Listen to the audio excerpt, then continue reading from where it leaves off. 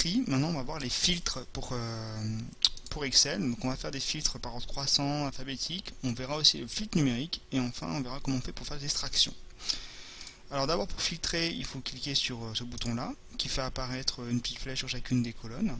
Et ensuite, suivant le type de variable, vous avez accès à différentes choses. Si vous cochez là sur une variable numérique, vous avez accès à du tri dans l'ordre croissant ou décroissant.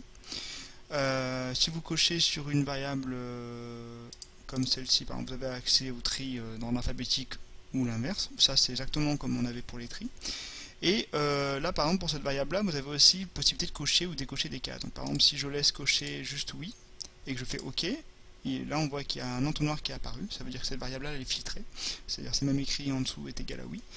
Il n'y a que des oui qui sont affichés. Ça veut dire que les lignes dans lesquelles il y avait une autre modalité ne sont pas affichées à l'écran.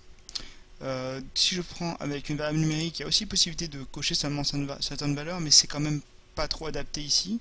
Ce qui sera plus adapté, par exemple, c'est de faire un filtre numérique et de laisser par exemple que les salaires supérieurs à disons 1500 par exemple. Ensuite, ces deux trucs là, ça c'est bon. Qu'est-ce qu'il me reste à vous montrer? Oui, alors comment on fait une extraction? Là déjà, par exemple, j'ai avec mes deux, une là, mes deux conditions, donc la condition salaire plus grand que 1500 et la condition oui pour voiture.